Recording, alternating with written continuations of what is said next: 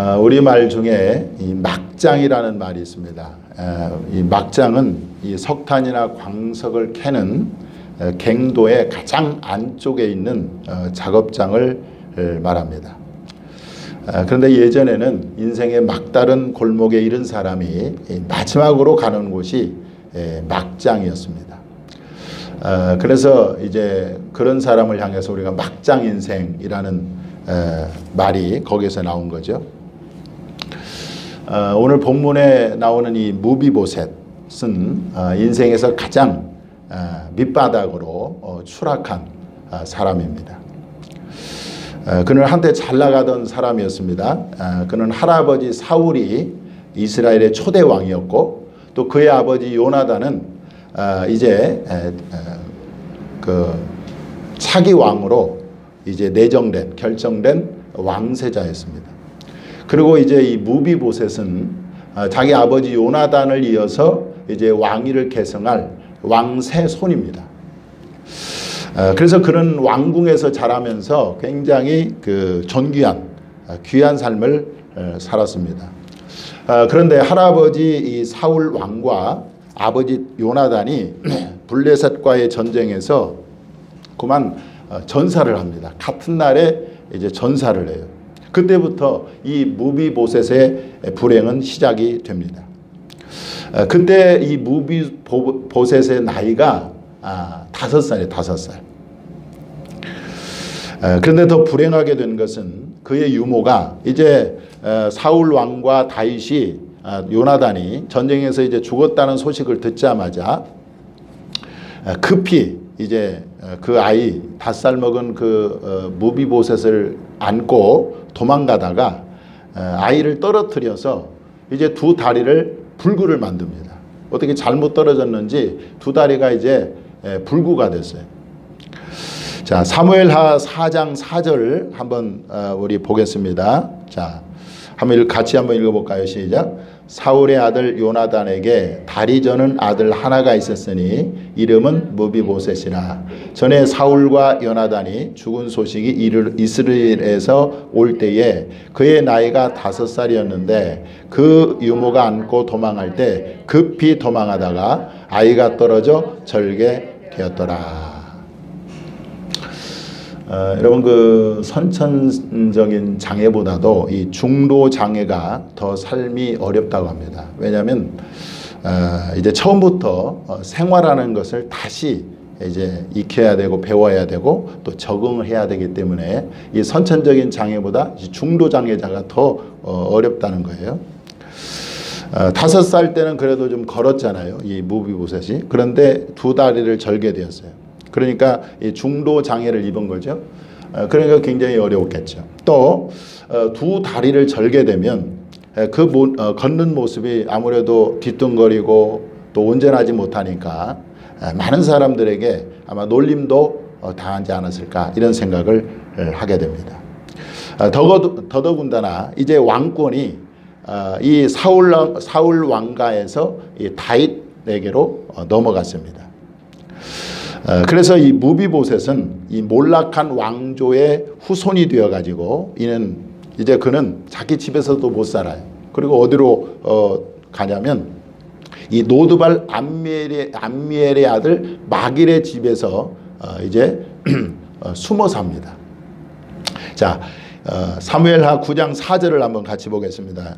시작. 왕이 그에게 말하되 그가 어디 있느냐 하니 시바가 왕께 아뢰되 노드발 암미엘의 아들 마길의 집에 있나이다 하니라. 이 무비보셋은요 자기 집에서도 못 살고 이 마길의 집에서 살았어요. 왜 거기서 자기 집도 아닌데 왜 마길의 집에서 살았을까? 제가 생각할 때 아마 숨었던 것 같아요.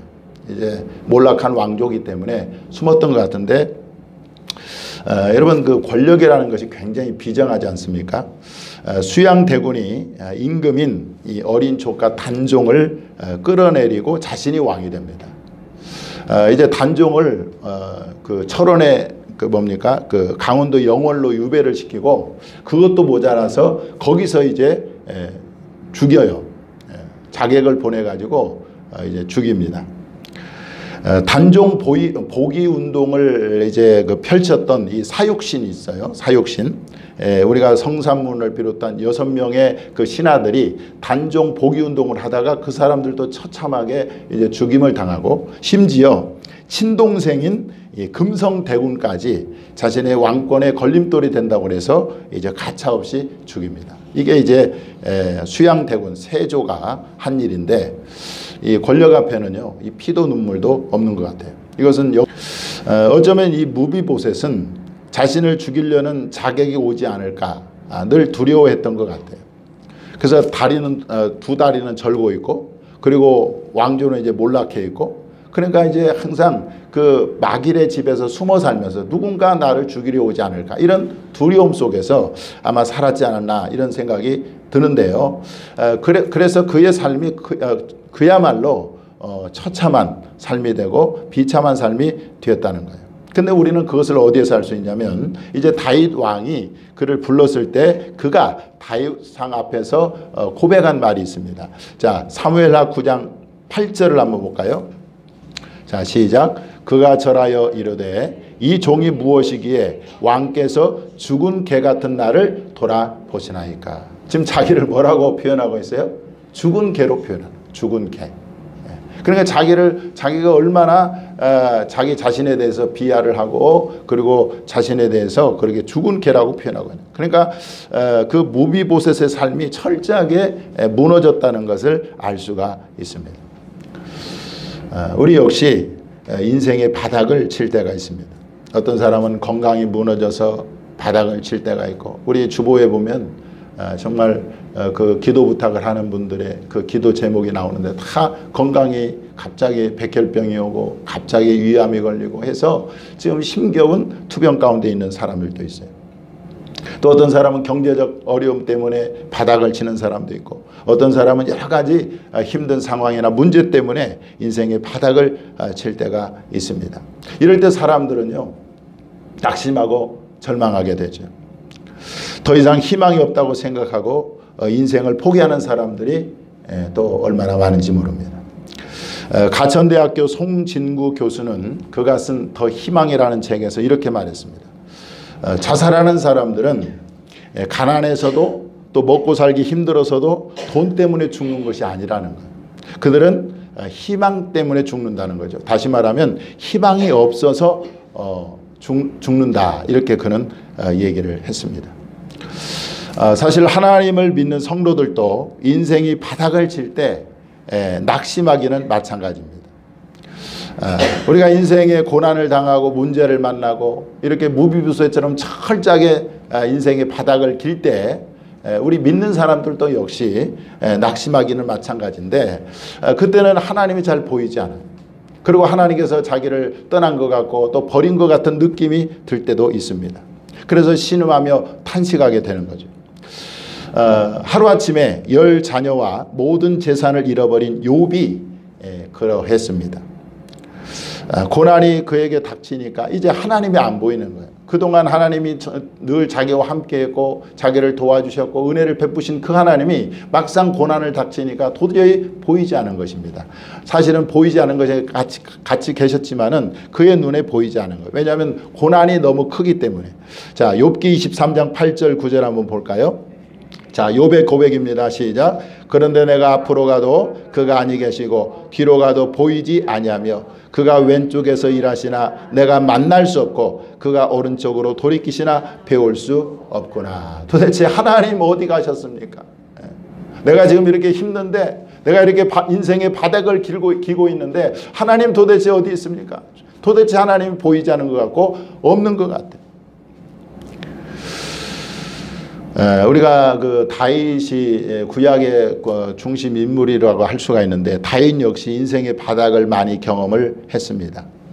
그가 인생의 바닥을 경험할 때 그도 역시 이렇게 고백을 합니다. 시편 22편 1절 시작. 내 하나님이여 내 하나님이여 어찌 나를 버리셨나이까. 어찌 나를 멀리하여 돕지 아니하시오며 내 신음소리를 듣지 아니하시나이까. 그러니까 인생의 바닥을 칠 때 그때는 하나님이 안 보이는 것 같고 또 하나님이 나를 버린 것 같은 그런 느낌을 받을 때가 많다는 거지.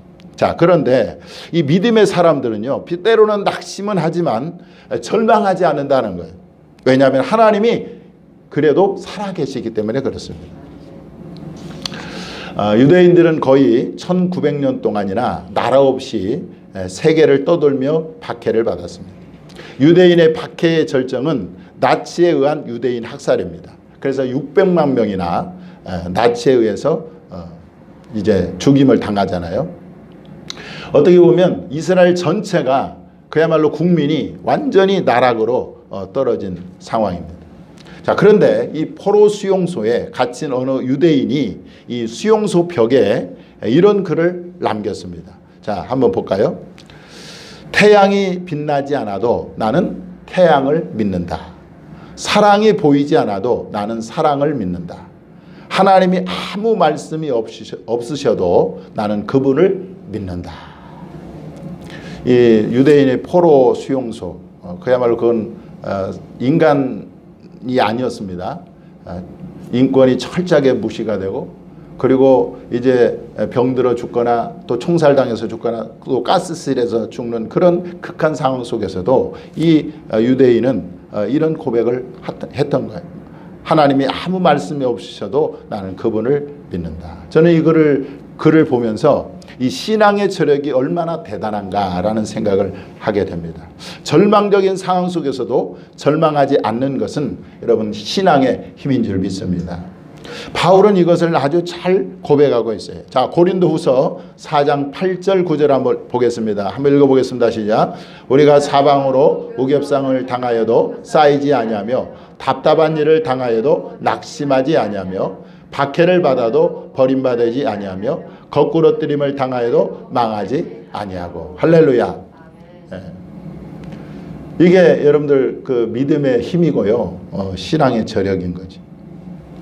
그래서 우리가 이제 인생의 바닥을 걸을 때 그럼에도 불구하고 저와 여러분에게 뭐가 있어요? 희망이 있어요. 왜냐? 하나님이 살아계시고 그 하나님이 여전히 우리에게 비록 안 보이는 것 같고 하나님께서 나를 버린 것 같은 느낌이 든다 할지라도 하나님은 저와 여러분을 여전히 일하고 계시기 때문에 그렇습니다.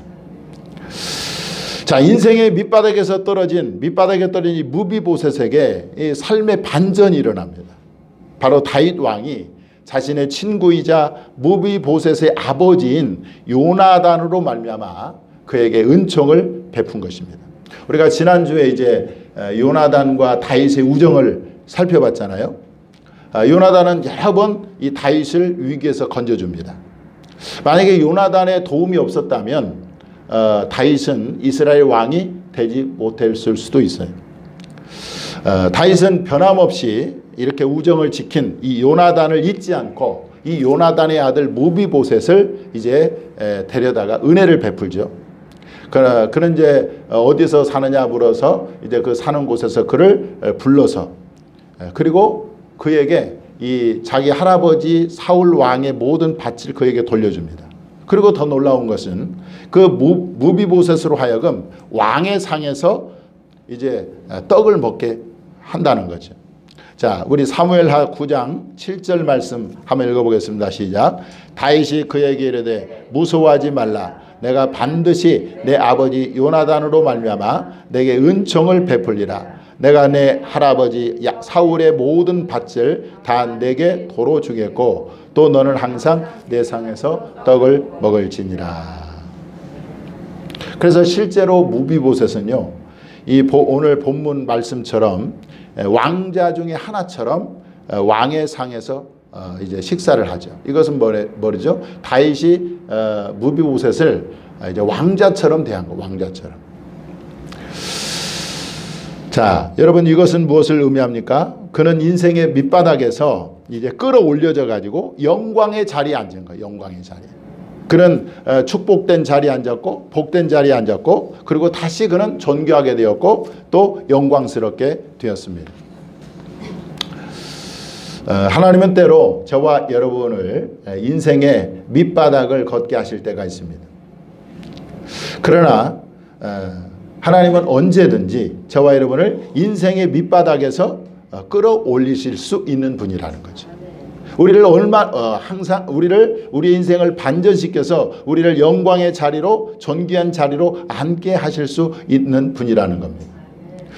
구약에 나오는 이 한나는 아이를 낳지 못해서 그야말로 인생의 밑바닥을 걸었는데요. 그는 하나님께 간절히 눈물로 기도해가지고 그야말로 이스라엘의 가장 위대한 영적 지도자인 사무엘을 낳습니다. 그 사무엘을 낳고 난 후에 그가 하나님을 이렇게 고백하는 것을 볼 수가 있어요. 자, 우리 사무엘상 2장 7절 8절을 한번 보겠습니다. 시작. 여호와는 가난하게도 하시고 부하게도 하시며 낮추기도 하시고 높이기도 하시는도다. 가난한 자를 진토에서 일으키시며 빈궁한 자를 거름더미에서 올리사 귀족들과 함께 앉게 하시며 영광의 자리를 차지하게 하시는도다. 할렐루야.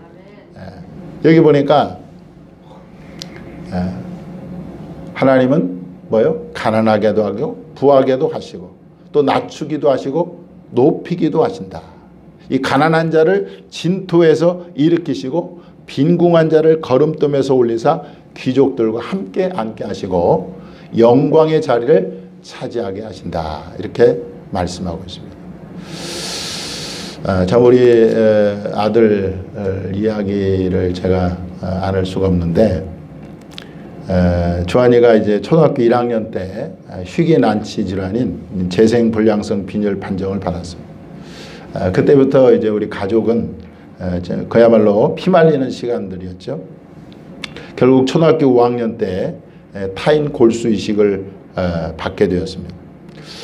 골수이식 중에도 많은 이제 어려움이 있었죠. 이 생사가 넘나드는 그런 고비가 몇 번 있었습니다.